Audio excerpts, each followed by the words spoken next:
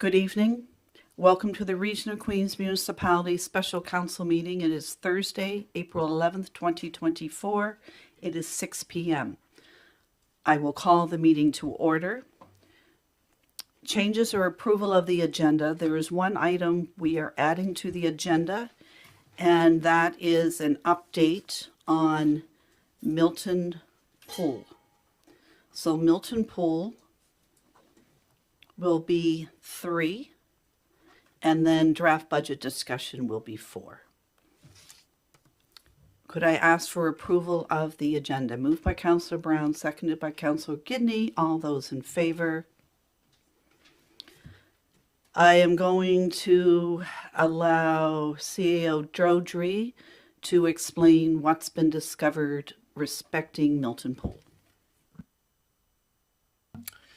Okay, thank you. I'm also going to invite two of our directors up who know more of the specifics, but I think it's fair to say the short version is as part of our normal getting things going for the summer, we've started to take a look at the Milton Pool, and it looks like the bottom of the pool has had significant failure over the winter. We're not sure if it's repairable, but it certainly is not usable as it is. And in order for us to know even what it would take to fix it and whether it's possible, we would need to have a specialist engineer in that area come in and do an assessment. Our broad guess at this point, with this only sort of happened in the last 2 days, is 10 to 20,000 at this point to get that assessment done. Again, that's not any work. That's just to figure out what it would take. But I also want to be clear and upfront with council. By the time that work happens, if that's what you want us to do, and then if the work is feasible, I just want to be straightforward. I think the chance that that pool could operate this summer is negligible. Just being upfront about it. But we do need some clarity from council whether they want us to spend, it's not in the budget right now, to spend 10 to 20 on a specialist engineer to come in and do that assessment. So we just need some direction from council, and also the directors are here and they can answer more specific questions as best as they can. So to council, who would like to speak first? So the question is, we have heard that we require a professional engineer who understands the dynamics of what's underneath that liner to determine the underlying structure, if it's fixable, what an estimated cost may be, keeping in mind that we've already purchased a new liner. So if we have to do major work underneath, it will have to be done very carefully so that the new liner we've purchased will fit. So who would like to express your opinions? Councillor Gidney. Thank you. I think that we're almost in a position that we have to do this. We can't not do it and think, well, I mean, we're between a rock and a hard place, and we have to know if it's fixable. And the only way we're going to know that is to bring someone in. Thank you. Thank you, Councillor Gidney. Councillor Brown. Yeah, I think we're going ahead. It looks like we're going ahead with a new pool build, but it's going to be a couple of years, and we need something to bridge the time to get from where we are now to when a new pool, if it comes available, is up and running. A lot of families depend on it, so I think for the amount of money, it's a lot of dollars, but it's a drop in the bucket on the major budget, and I think for what it gives to the community, it's well worth spending. So I guess I'll just ask the question, is there anyone who disagrees with the two councillors who have spoken? Seeing no disagreement, and Director Grant or Director Roberts, is there anything that you wish to add to this? Nothing specific. I mean, unfortunately, this time we don't have specifics about what we're getting involved in. Recognizing that whether we can get somebody in time or not, save this season or additional seasons beyond that, it's yet to be determined, and how much the overall repair work's going to cost. It's not a good position to be in, unfortunately. But if that's council's wish to go forward and find more information, that's what we'll do, and we'll be back once we have a better handle on exactly what the estimate looks like for remediation. So I believe what I've heard is that we do wish to have an estimated, a guesstimate of that cost for examination placed in this budget, and we are having another budget meeting again next week. So at that point in time, we will see that placed within the budget in the appropriate place. Our next item is the draft 24-24 continuation of the budget discussion. We are going to start with the capital, and if I could call Director Vino, she's created the 5-year capital investment plan. The items on it remain the same, but she has found different ways to fund some of those capital projects. So Director Vino. So if everybody looks at their CIP plan, you'll see that there are certain cells that are coded yellow, and those are the cells that I've changed. So let's start on the front page. You'll see under the Liverpool Business Development Center HVAC replacement, that municipal reserves number is up to 81,000 because I've been working on the reserve activity report, and so it was I think 75 and change. So that's just a reflection of what's actually in the reserve. And then let's go down to the waste handler. So that waste handler is for the landfill, which means we have a dedicated reserve for landfill equipment. That $5,551 and change was over in the long-term debt borrowing column. We don't need to borrow from it. We've got money in the reserve for that. So that's why it's moved. So it's the same amount of money, but we're taking it from the reserves. We're not borrowing it. And so we go down to the sewer treatment plant UV upgrades.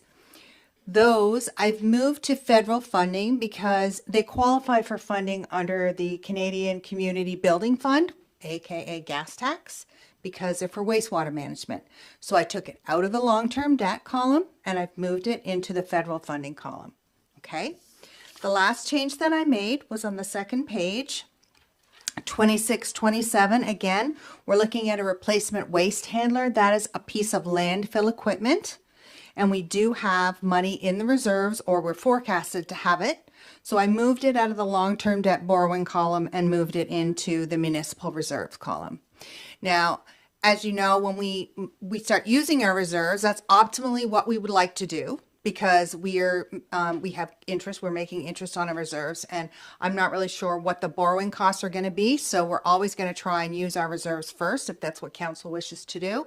So I kind of took creative license to move those. If you don't agree with that, I can absolutely move them back. That's up to you. Is there anyone who disagrees from using reserves that were dedicated for this purpose, especially for the landfill, to fund these projects rather than do long-term borrowing? I think everyone likes not doing long-term borrowing. So at our last meeting, we had the opportunity to have the budget explained. We had the opportunity to ask questions. Should there have been items that people wondered what they were for or what they meant. Tonight's meeting is to allow council the opportunity, if there are things in there that they feel are unwarranted, which means unnecessary, or if they feel there are items that they would wish to see in here that aren't included. So we'll start with the capital budget first. So is there any items that would be considered capital? That would be building of infrastructure, equipment, those types of things follow under capital. So is there anyone who, Councillor Amaro?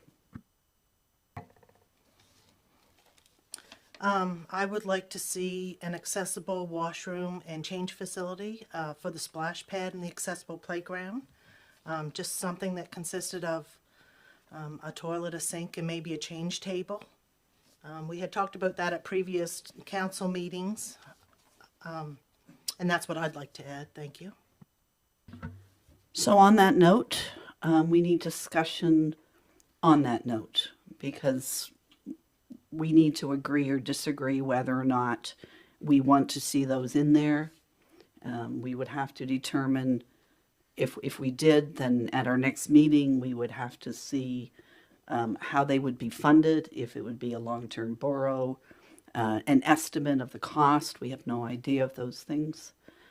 So I'll open the floor for discussion on, and Councillor Romero, just to further clarify your intention, do you mean a year-round facility? Because there's a difference in funding if you're going to do a year-round facility or a washroom that is open, like seasonal. I mean, if you could clarify that for me, please. Well, at least, I'd like to see at least spring and fall. I'm not sure if anybody would use the playground in the wintertime, but it's definitely going to be used in the spring and fall. So spring, summer, fall. So discussion on that item. Councillor Charlton. Thank you. I'm in favor of exploring the cost for an accessible washroom. I would like to see it open all year round if we are going to invest in it. As a young mom, I've spent quite a bit of time over there in the park this winter. So I think if we're going to expense it, it just makes sense to be able to have it operational all year round, as there's lots of activity over there. Thank you. Other opinions, please?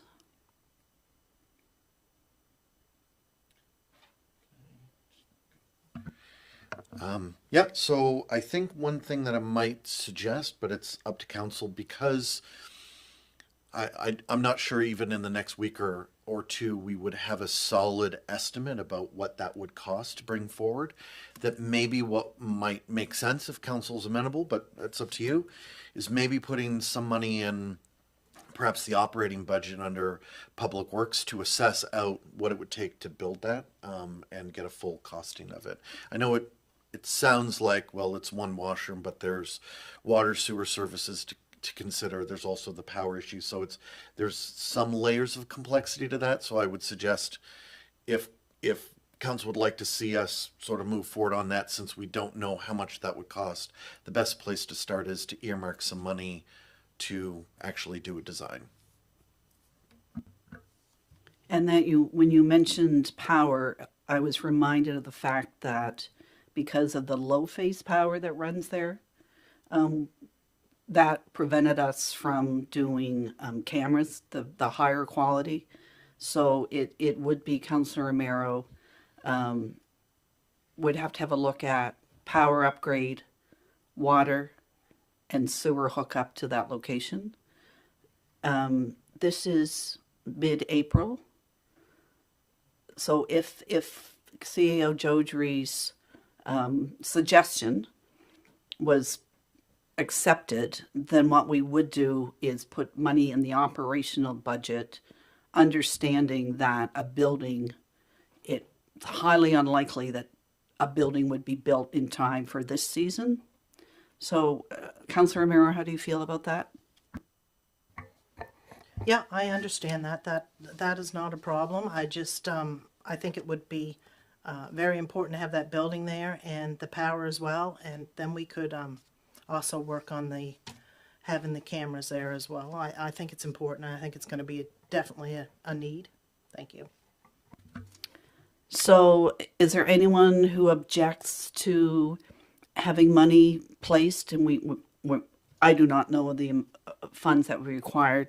That's up to our staff who work in those departments to determine what would be needed to do an examination of the costs for sewer, water, power, and the building, knowing that this would be 2025 would be the earliest that a build would actually occur. So And do we have any idea of costs at this? Oh, we'll wait until next week Yeah. to determine what those costs may be. So what we would do, if it's okay with council, is we'll work as staff to figure out what amount is a reasonable amount to figure out what, sort of do that assessment, and we'll make sure to include that in the draft budget on the 23rd for your consideration. Yep. And I would assume that with that would come also an indication of the cost to operate it year-round, the utility costs. So we would have not just the one-time cost of the build, but would be aware of the future costs. Any other questions respecting the capital budget for 24-25? Councillor Brown. Yeah, in many of our discussions with the flying club, they've asked us numerous times to investigate putting jet fuel in at the airport. They've on our behalf gone out and gotten instrument flight rules for the airport that will be published this year. It's going to allow planes to come from farther away to explore the area. People can file a flight plan and actually come here. But some of those bigger planes take jet fuel. The EHS is looking at bringing their fixed wing aircraft in to Greenfield to do transfers of patients. And they're doing an EMO exercise in the next month or so, I think, about forest fires in the area, which would bring water bombers, which all take jet fuel and would be able to refuel in the area. So I think, for the safety and security of our residents, plus the economic development aspect and spin-offs, it's something we should possibly look at. I'd like to see a study done to see what it would take to do that. So Councillor Brown, that would not fall under capital. It would go under operational, but it's same as Councillor Romero her project is now gone under operational. So who among council is interested in, and I'm uncertain what you mean by a study, because at this point in time, it's unknown whether or not that would be a base that our provincial department would use. They are in a change of how they react to forest fires, who's going to be in charge. As we know, there's a complete new emergency management for all emergencies within the province. It's a new department. Is it a bit premature to look at putting something there before the province unveils what their plans are for emergency? I mean, they may determine that our location is just, but I'm thinking they're not going to be off the ground that fast running. And it may be premature for that, but we also have residents that are coming in with larger planes that have to leave to go to Digby or Yarmouth or somewhere to refuel to get the jet fuel. So I think if we want to grow that facility, it's a large facility that we own and operate, and if we want to grow it, we have to have something to bring people in. We have people coming, but we would have more, I think, if we had facilities for them. Councillor Gidney. Don't they sell jet fuel now out there? It's called avgas, which is a lower grade.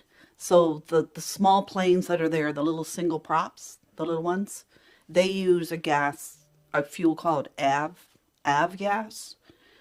Helicopters, I had been told one time that helicopters actually use, the big helicopters use even a different grade than some of the larger planes. So, I mean, I don't know that, but I do know that the gas that we have there are only for the small flight planes that we see, and they're not for any of those big twin propeller or the big engines.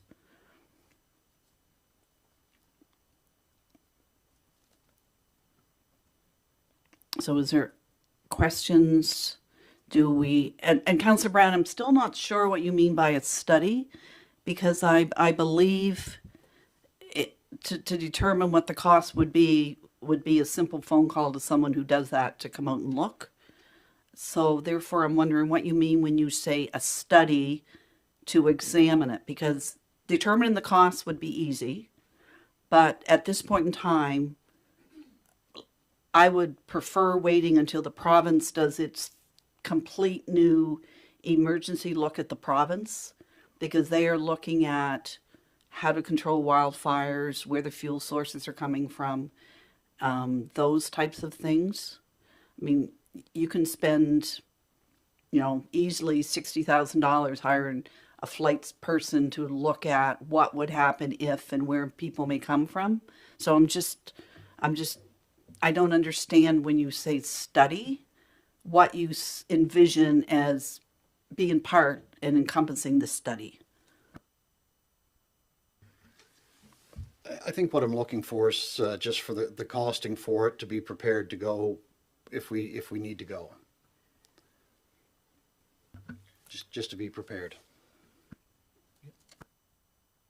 Yeah, we could try to get a number together for the 23rd. That would be my hope, and to understand either what exactly it is, either what a rough cost might be, so you can choose to put it in the budget, or something that would then help us figure it out. I'm not sure which it would be, but I understand the ask, and if council's generally supportive of wanting to have that information so they could add it to the budget, then we're happy to do that, no problem.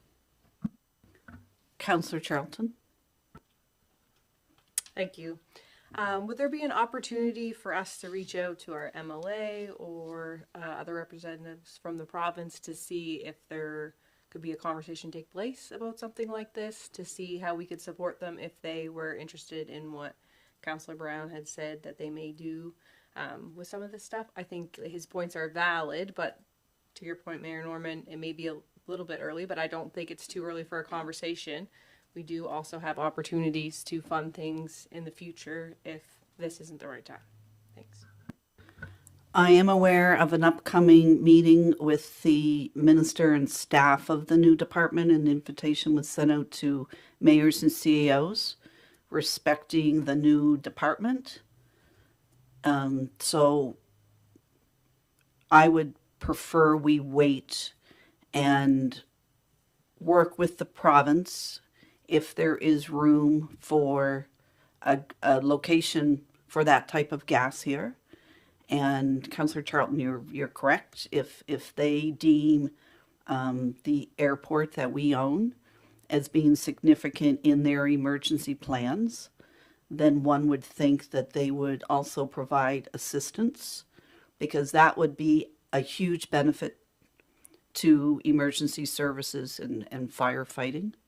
So to Councillor Brown, I believe some staff can make a few calls to determine a ballpark figure of putting jet fuel, and then we can also find out and determine, do all helicopters use the same type of gas, and those types of things. I don't think we need money in a budget to find that information. So you're satisfied with that? Yep. So CEO Jodry will look after that, because he directs the staff and he can determine those costs for that. Any other capital items before we move? Councillor Charlton. Thank you.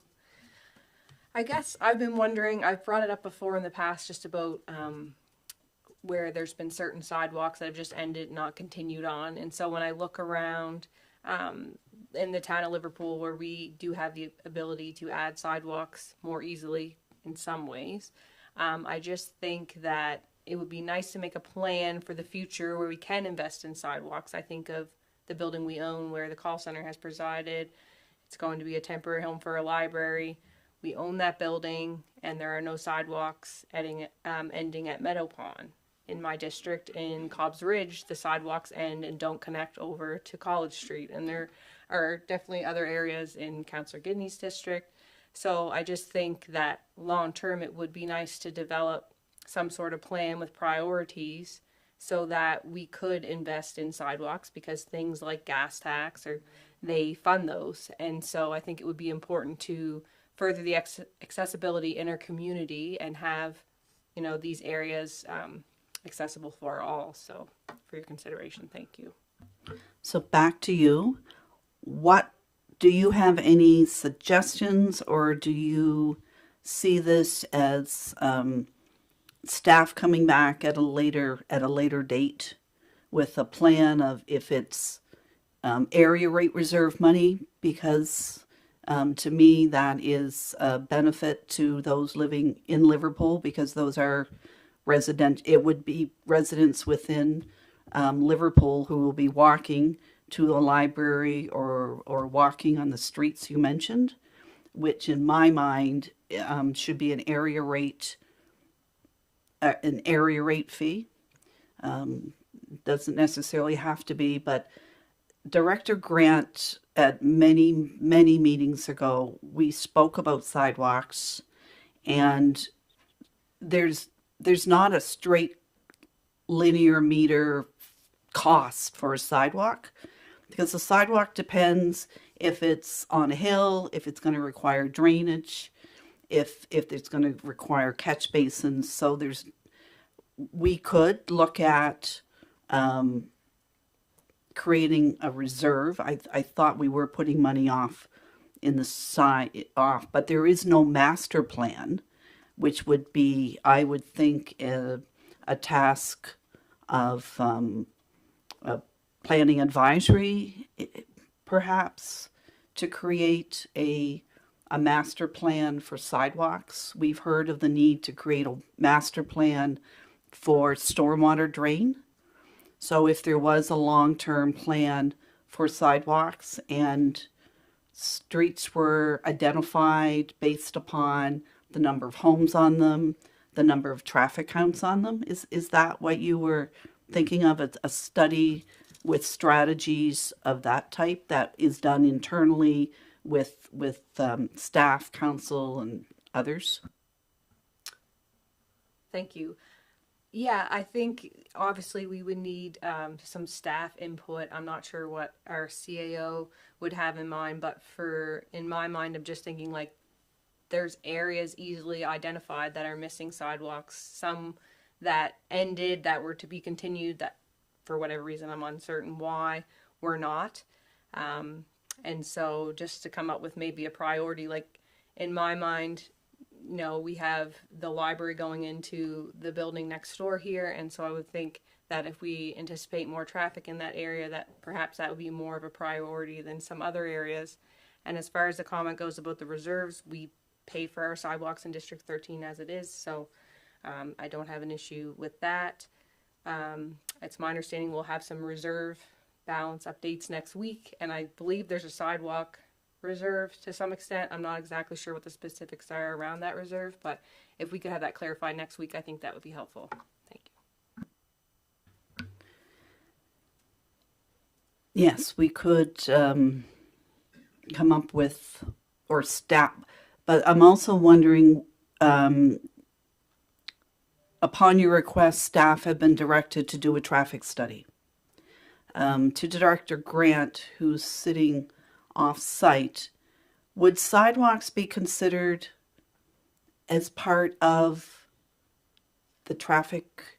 Could we wrap that together? Because I'm not sure if that traffic study, how far that has come, but is there a way to identify because we'd have to have traffic numbers, home numbers, if you were tasked with this, which you're not being though, but what would your suggestion be to determine where sidewalks should be placed?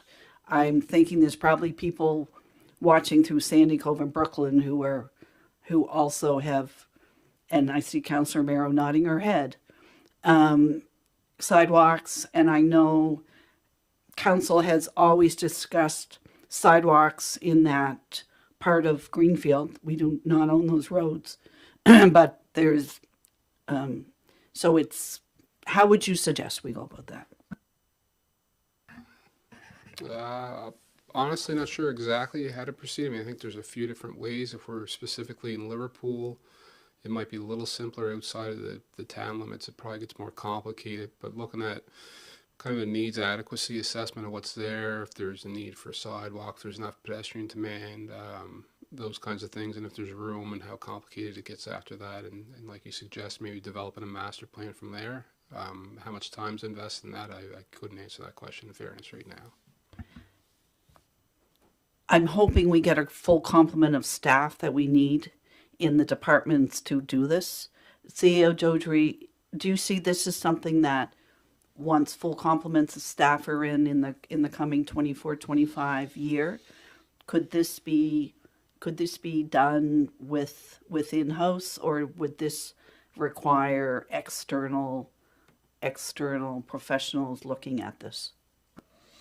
Thanks. I think my suggestion to council would be, and there's different ways you could tackle this, but I think to Director's Grant point at a previous council meeting, because different areas, different cost of that, the sidewalk costs will vary, that both in the work we're doing in recreation about sort of the active transportation, that maybe the best first step, but whatever you guys want to do, is for there to be sort of identification on where some of those sidewalk gaps are.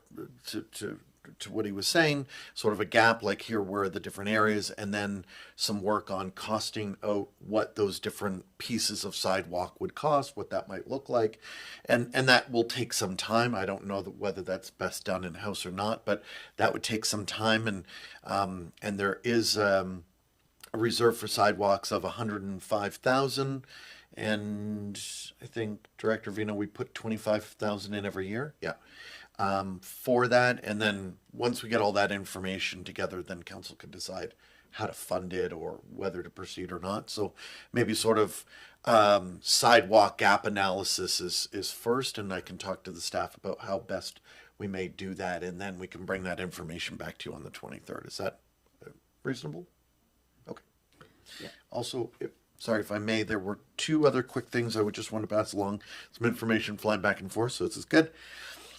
We spent roughly 41,000 on the new fuel tank system at the airport for the NavCan. So I may be going on a stretch here, but I would imagine that a different fuel needs a similar system. And so you're probably in that ballpark. We'll try to flesh it down a bit more, Councillor Brown, but just for you to have a sense of the kind of amount we're talking about. Okay. Thank you, staff, for responding so quickly on that. NavGas, I knew we had paid for it, so I knew our finance director would certainly know the cost of that. For Councillor Tarleton, what I believe I've heard is we do have a sidewalk reserve. Staff will decide for our next meeting whether or not we would use that reserve money to help fund if we needed exterior help to come up with the costing, or we could do it in-house. But at this point in time, it's an unknown. But I would not expect to see physical sidewalks built within this budget year. Councillor Charlton? Thank you. I'm just wondering, the study that was mentioned about our MPEL, Kimberly, doing something with active transportation, do we envision that this would identify those kind of gaps where we then would be able to react to those? I couldn't quite remember that. We're not quite sure, and I think that's the exact same question I had. I was thinking that might cover part of it off, but I'm not sure if it's just trails or if it includes sidewalks. I know to some degree it did, so maybe I have that on my list, and maybe we can chase that out for a couple days and then have some more material conversation. But I think I understand. It sounds like council's at least reasonable to the idea of us trying to figure this out and bring some numbers back. So if you want to leave that with us, we'll get some info. But I had the same thought, Councillor Tarleton, about it. Yeah. Councillor Fancy? Deputy Mayor Fancy? With that in mind, I like the idea of the sidewalks, but every one of us is got their own little spots. Because I know up on Highway 8, we got a piece of a sidewalk but everybody walks around there during the winter, but you can't walk around there during the winter because it's all we got is where they put the sewer line up through, and it's a hump, so everybody walks along the hump. So, but when the snow comes, so that's for active living. But so each one of us have different areas that we'd like to be able to look at if you're going to do a study on the whole thing. Thank you, Deputy Mayor Fancy, for those comments. So is that it for the sidewalks? Anyone else wish to? Okay. So any other capital expenditures? Councillor? Deputy Mayor Fancy. It was just brought to my attention here this last week, and I don't know if it's something that could be looked at or not, but over in Tupper Park, again, when we talk about active living, people walking and people wanting to go in there, and people use that all the time, there's no any kind of shade from the weather, from either the sun or the rain. Is there, because I don't know what's all going on down in Beach Meadows in particular, what they've got going to build, but is there some kind of structure that could be built that could house a picnic table or two, or something in that nature? I don't know. Like I said, I don't even want to expecting, but I don't know what you're doing down the Beach Meadows either. Is that something that could be looked at, or is that too big for an expense at this time? There's quite a bank of hardwoods that grow along the riverside, because I've gone to Tupper Park and it's plenty shady there during the afternoons in the sun and things with the natural shade. Is there any reason why there simply couldn't have tables placed where there's natural shade rather than build to create shade? Anyway, Director Grant can answer the question about Beach Meadows. I believe those ones are going in open areas where there are simply no shade. Yeah, so I guess with respect to the Beach Meadows, they're not necessarily going in open areas. They're just meant to be a fixed roof kind of canopy type arrangement. And I got the same similar question about Tupper Park. So I think the folks there were looking for just kind of the same idea, fixed roof where they could get in and out of the weather if that was the conditions, and still be able to experience the park and its natural beauty kind of thing. So I think for Beach Meadows, we were in kind of like the $15,000 to $20,000 range per installation for those setups, and I mean we could probably expect to be in that neighborhood if that's council's wish to put just a simple picnic table with a roof over it. If they want something more elaborate, it'll obviously cost more. And I would assume if council decided to place one there, that would be they would be done the same time as the Beach Met. Will they be built off-site and then moved, or do you envision them on-site? We haven't got that far yet, but I mean that's council's direction is to get them done this year. Then we'll do everything we can to see that they get done. Yep. Anyone wish to comment on this? I could make a comment from people I've heard in Port Medway because the one shade tree fell down.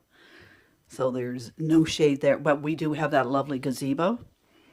But during music events, and we do have people in the community that organize Sunday music events there. So they use the gazebo, and then everyone else is in the sun. So I just, when you start, it's our park, it's our property. I don't think it's a necessity, but I do know when people know that we're starting to build these shade things, and they could easily wait for another year. That's why I asked if it would be easier if you had to build them.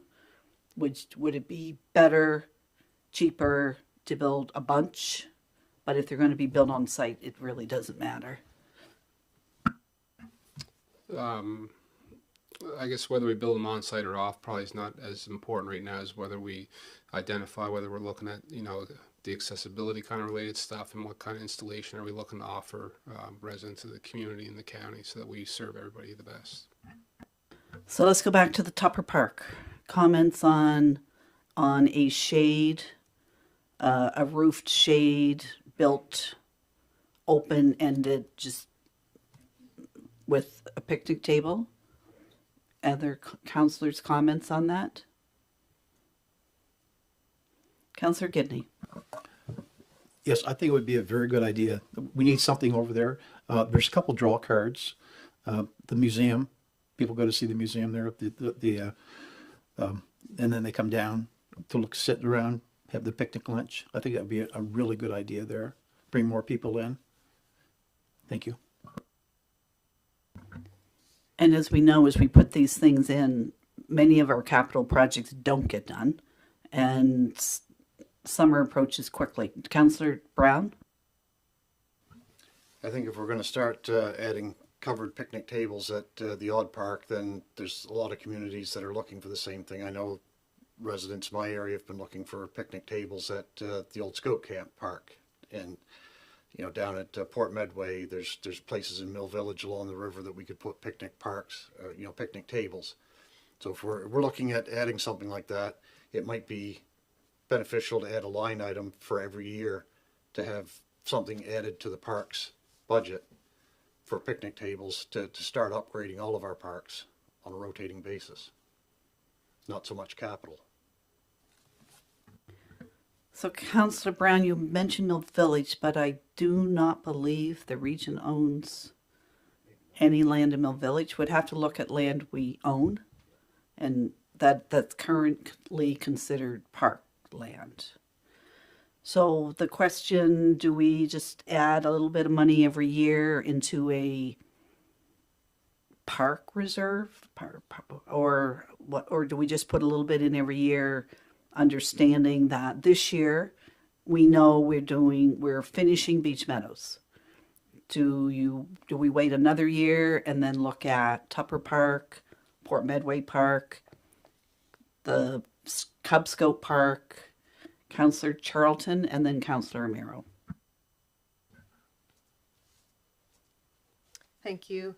On our capital plan, I think it was last year that the infrastructure columns got added, and so where Beach Meadows came in, where that project was taking place, and then I think next year is maybe Pine Grove, or it alternates every second year. But I think to Councillor Brown's point, it would be good to allocate some funds each year. I'm just sitting here thinking about our Liverpool downtown park, Ralph's district, sorry, but we have like privateer days and different festivals down there, and when it's really warm, there's not a lot of shade, and we've often had a lot of people suffering heat stroke, and it's just another spot that to me that stands out for that. So I think if we could allocate some funds, I know our staff have a lot on their plate, and I'm not sure what's reasonable to expect, but I think that if we just plan to do a few of those spots each year, that way it wasn't one specific area and they were all being seen to as time allows, I think that would make sense.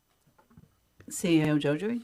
Yeah, I thought I'd mention sort of the costs for sort of a capital project need to approach sort of the beyond the $50,000 mark. And so maybe what I'll suggest, I think what I'm hearing is there's interest in picnic tables and possibly including shade across the region. So maybe for the 23rd, we'll add something to the operating budget for so many picnic tables, and then we try to come up with a plan on how to do that and how much capacity we would have to do or build or buy those, and we can sort of explain that when we put that in the draft budget for the 23rd, if that's okay. So the discussion is more than picnic tables, because picnic tables are readily easy to get. It's picnic tables under a covered shelter. That's the discussion, and that's a big price tag. And so back to Councillor Charlton, who suggested we do what we have on the books for this year, which is Beach Meadows, because it is on our capital plan, so we are hopeful it will get done. And then in whoever is sitting here next year could reinforce the need to, and perhaps this year come up with a plan of what parks there are, who uses them, and where they're needed. Councillor Charlton? Thank you.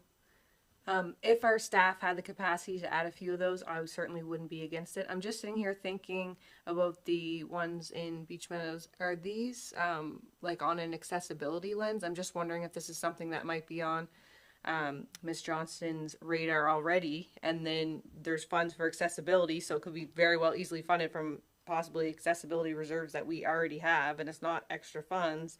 And is she already identifying working on these projects, because we might be, not in the right ballpark here.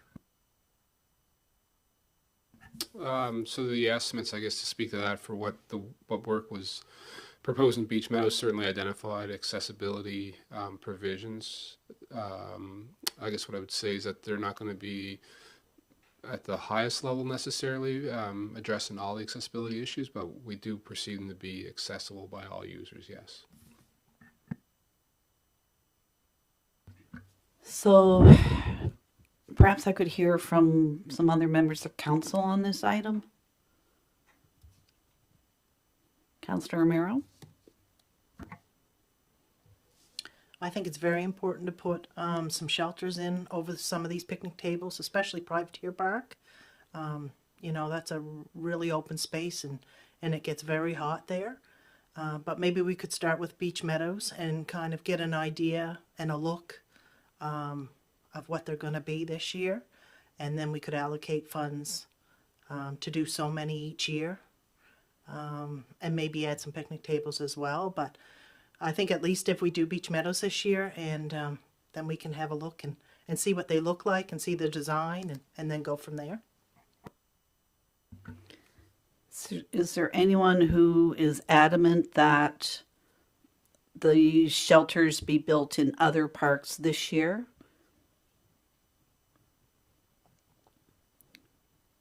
Ms. Roberts, did you have something to add to this discussion, please? Yes, I was just thinking as I was listening that part of that I think also needs to be looking at what the different parks, playgrounds, whatever are used for. The park downtown is also used for other things. So if we take shade structures that are permanent and put them in, they'll also change what the parks can be used for. And especially Centennial is used for obviously the car show and other things. So I think it needs to be an overall plan. I think it's a great idea. And it's something we should look into, but I think it just needs to be a part of well thought out before we go and do it. Yeah. So Deputy Mayor Fancy, are you satisfied that for this year we'll get Beach Meadows done, and then in future years have a plan made as respecting what parks would best suit the shelters, where they should be placed? Yes, I think what you're saying though too is that we're going to do the Beach Meadows this year, but we're still going to start the plan, not waiting for next year to do a plan and then be starting back to scratch to square one. I think that's something that definitely the Recreation Department can work on in cooperation with Engineering and Public Works and come up with something. But I don't mind taking the lead on it and then pulling in other departments as needed. Thank you very much, Ms. Roberts. So that's settled.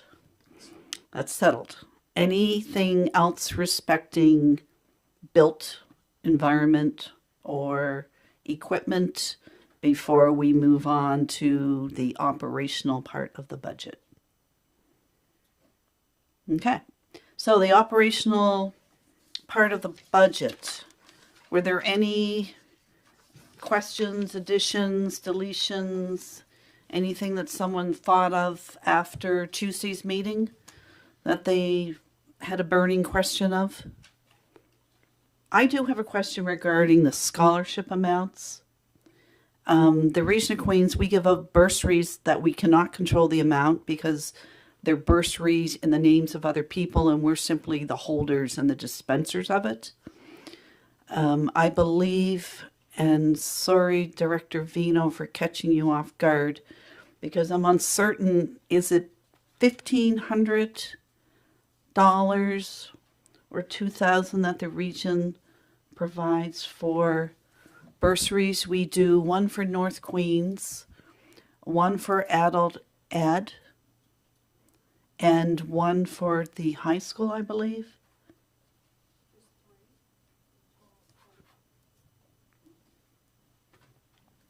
so we can get her on camera.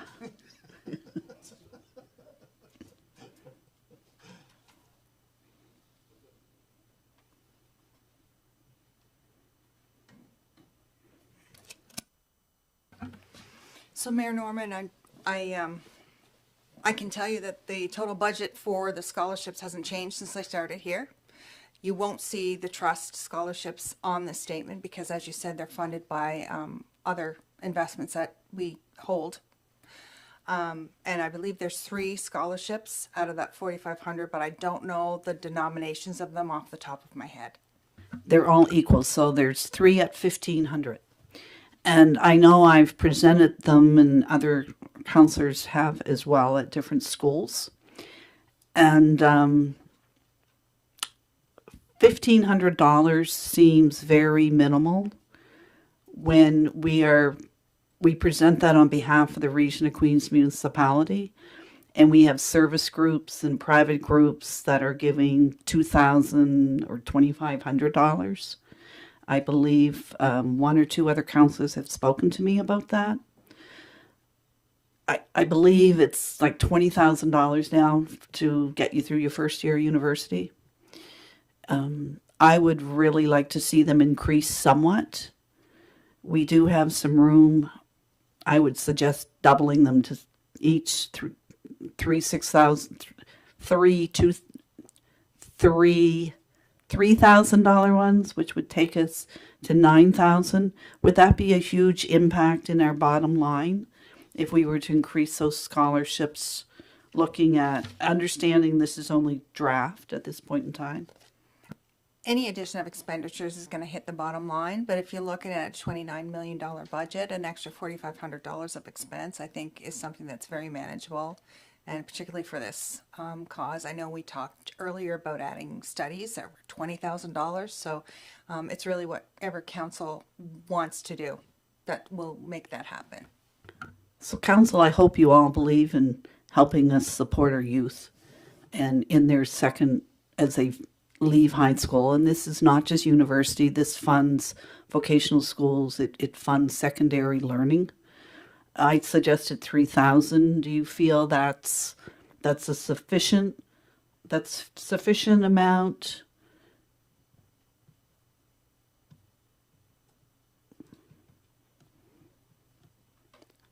Councillor Brown? I think it's a pretty good amount and it's a good start.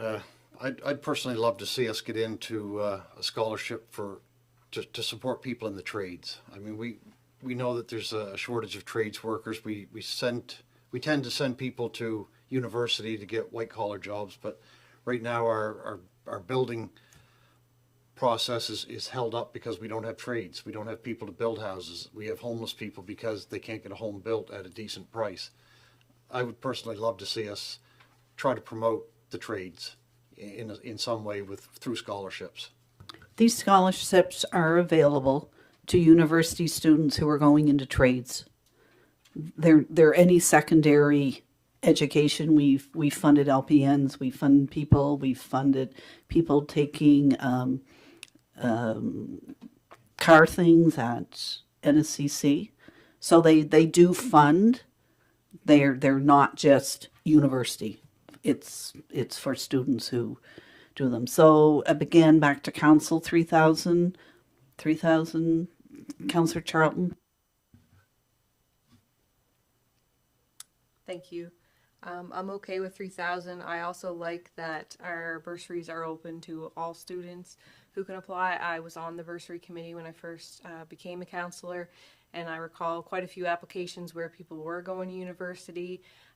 They weren't getting big scholarships, and they were really worried about how they were going to fund their school. So I think it's really great that we have the ability to open that up to everyone, because quite often there were some people that really needed that financial need that weren't being offered scholarships from university, but they were going. So I'm okay with it the way that it is, and I'm okay with the 3,000. Thanks. So it's just so you don't confuse the viewers, the 3,000 is though available for trades and secondary, not just university. And you're right, it's for those of you who have sit on that scholarship committee, it's really difficult when you read the letters from students who are working a few jobs, who are helping out at home, and secondary education is a huge expense. So, to Director Vino, unless there's any opposition to that, we will change our scholarship amount to the RQM scholarships will double into $3,000 each. And the bursaries, as I've explained before, that's money that people gave us in their name, and they're very minimal, but we can't bump those up because they're not ours. We're trustees, or we are trustees of those funds. That was the only thing I saw in the operational that I felt we could help a bit with. Did any other counselors have any changes they wish to see in the operational part of this budget? Councillor Hawks. Yes, there's a group of people in the North Queens area that would like to start to refurbish one of the ball fields, right? And it's in the very early stages between the Board of Trade and Active Living. And they'd like to have like $7,000 to start refurbishing the oldest field. I don't know where we'd put that, but. Is that, we've budgeted, I believe, 30,000 for North Queens for the corner. And maybe Director Lane and Director Roberts. Would that be a CIF? Would that be, that sounds like CIF eligibility, Community Investment Fund eligibility. Now, mind you, Councillor Hawks, with that comes, it's a percentage of what you're putting into the project.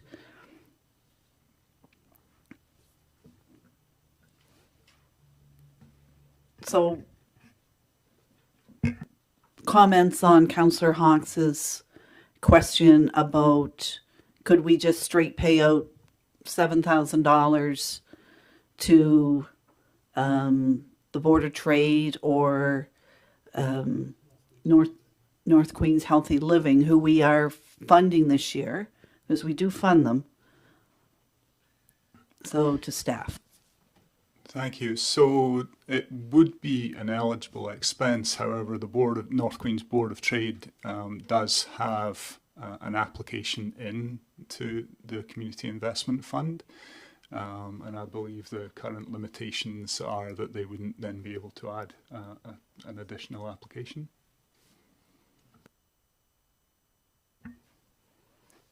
There is the ability to put in more than one, but once you get above a certain amount, you can only get up to 1,000 under another fund. So that's when we usually work with groups, and we would look at what they're doing and then recommend how they could access the funds that they need most appropriately, depending on their eligibility, of course. I don't know more than what you've mentioned about the project today. I would suggest a great start would be to contact Stephanie Sarita and speak with her. I was just going to say that maybe staff and us will have a conversation with some of the folks out in North Queens. Maybe it's different groups, whatever, I'm sure, and then we can either put it in the budget or say, no, that's a CIF or whatever, and we can just put that out there on the 23rd, if that's okay, if we just have a couple days to catch up on that. But I certainly understand and think I'm just reading the room. There's not a lot of opposition to that idea, so we'll chase it out and see what we can do. Thank you, Councillor Hawks, for that. Councillor Brown? Yeah, I'd just like to support that idea, because we have a lot of communities outside of the core that are maintaining their own recreation facilities, and they're not getting the same support as recreation facilities in the core of the county, and it makes it very hard. You know, smaller communities, but we still want them to active, the kids to have every access to everything. So, you know, the Community Investment Fund is a great option for them to start, but a lot of times it pays for 25% of it. They still have to fundraise the other 75%. So with the smaller populations, it becomes a challenge for a lot of people. Thank you. So they'll look at it, and if the easiest thing is for us to provide $7,000 to the ball club or whoever owns that facility, then we'll hear back at our next meeting from staff who are going to check with some groups out through there. But we do recognize, and I agree with Councillor Brown, it's an important part of our region, and it's very separate from the southern end. And they do have limitations on their recreational facilities. We do provide the pool in that area, but I also know the school is looking at upgrades for their field and things, and it's a small population, and we get considerable monies from them. So if we can help improve lifestyle in Caledonia, that's a great thing. Any other additions, comments respecting the Councillor Gidney? Yes, a while ago, the food bank had requested some funding, and I'm just wondering what's the was there any additional information received on that? CAO Jojo can speak to that. Yes, I'm sorry. We did. I was anticipating you were going to do the capital tonight and operating on Tuesday, and I meant to send that out. I apologize ahead of time. I should have foreseen that.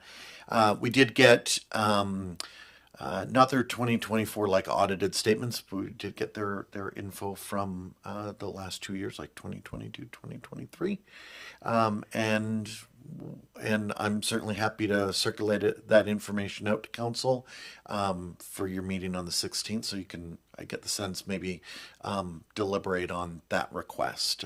Yep, if that's okay. Okay. And I apologize if this mission was only to do capital. I just thought we were doing the whole thing. Have at her. Yeah. Any other questions respecting the operational? Director Vino and then Councillor Romero. Thank you, Mayor. I just wanted some clarification from councillors regarding the airport $2,500 that we've budgeted every year. The year I came, Richard and I, Director Lane and I had an email exchange on it this week. So the year I came, there was $2,500 that was part of an agreement that I don't have a copy of. I just have referenced the agreement in my notes. That if that $2,500 wasn't spent, it was put into the airport reserve. So that was done in fiscal 21-22. And in fiscal 22-23, which was last year, that wasn't done.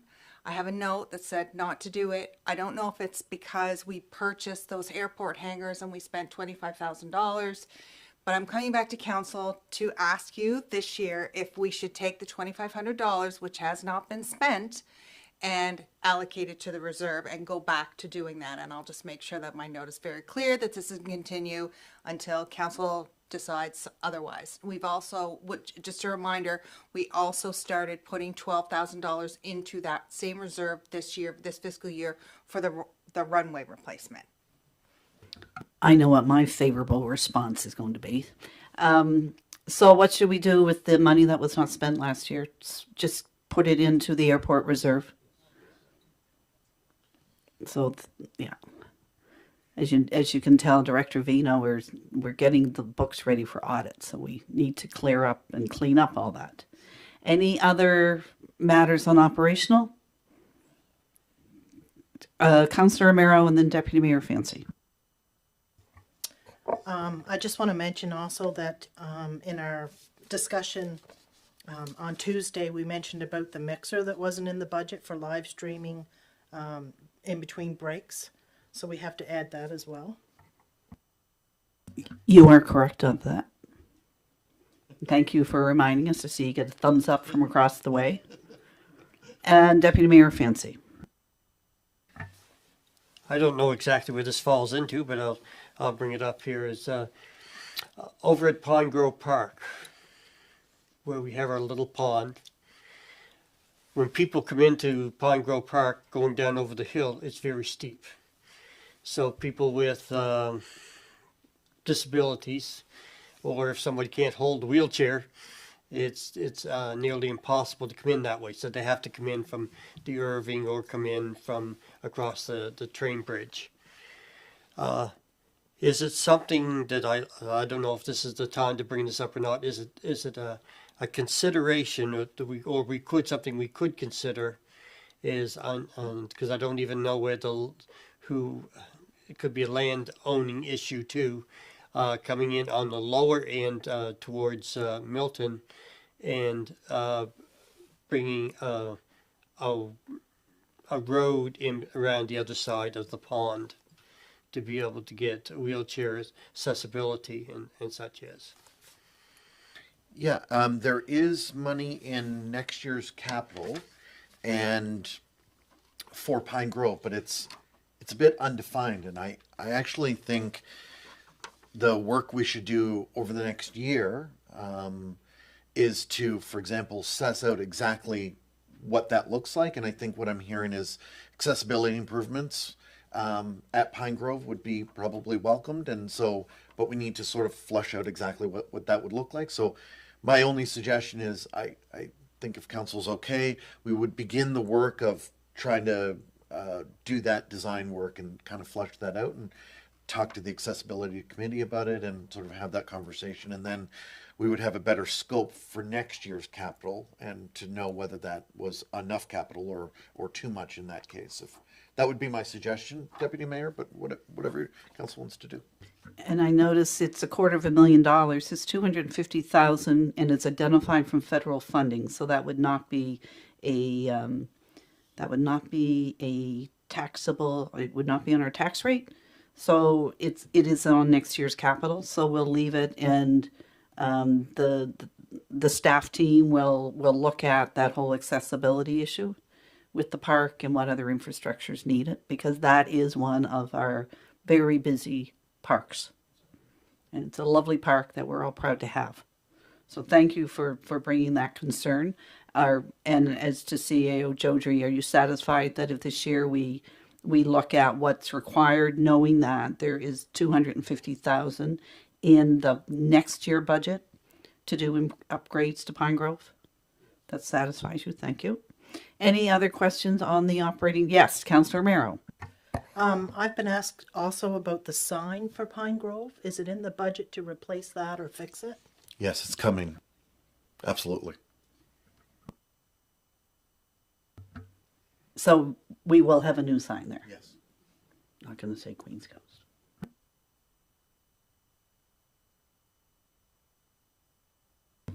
I didn't say that. Is there any other questions? Councillor Muse, you've been quiet. Are you satisfied with what's been in the budget so far? Yes? Okay. Any other pressing questions? If not, we will see you all back here next week. Oh, Councillor Hawks. Yes, I have one other question. The Board of Trade North Queens Board of Trade gets $3,500 for fireworks on Canada Day. And then the fire department adds the extra. Is there any way we can up that enough to pay for the actual fireworks to the Board of Trade? Because it costs more than $3,500, right? I'm uncertain about how we fund those fireworks. I see Director Lane having a discussion, Canada Day funding. So perhaps Director Vino's whirling out the hot chair. So I guess my questions would be, do we fund fireworks in South Queens? I believe we've traditionally funded, have we not? Would you explain that? Because it is your funding, your department's. It is. And so to the second question first, yes, we pay for fireworks as part of the Canada Day funding in Liverpool. And as far as I understand, fireworks in North Queens are part of the North Queens Board of Trade's application to the Community Investment Fund. I don't have their application in front of me, so I couldn't tell you how much they've put in for this year. But that's where I believe it goes. And Community Investment Fund, Councillor Hawks, as you know, it goes on a percentage of the total ask. So, which is probably, but yet in Liverpool, that's just straight money. No group applies for that fund, correct? That's correct. So I think what Councillor Hawks is asking for is straight money, as we do in South Queens, and not a group having to go through the Community Investment Fund. Which council, it's council's will. If council, I know, is it 10,000 for Liverpool? 10,000 for what? For fireworks only? Not sure. Yeah, I need to look. I think we need to clarify this for next week because I see a lot of council heads nodding. And I think they're sort of the opinion that if we're paying the full shot for fireworks in South Queens, then we should pay the full shot for fireworks in North Queens. Understanding that they're going to keep them similar and suddenly not, but they're good people. I know they would. So that's another question we'll look at for next week. And next week we meet on Tuesday morning at 9 o'clock. And Tuesday morning we'll be expecting fire services who are coming in to present a request that they have. And I believe that's other than the food bank information that we'll have distributed and what we added today, unless there's some funding that suddenly becomes available that, you know, unannounced funding or something that helps change things, then we're going to assume that things are remaining the same. I'd like to tell our viewers that at this point in time, without the add-ons that we've added in, it looks like a no tax rate increase at this point in time, but we do have fire services coming in, and they are a very valuable component of all of our safety. So Tuesday morning, and we will be streaming live, 9 o'clock, and we look forward to that meeting. And if there's no other questions, I am going to adjourn the meeting.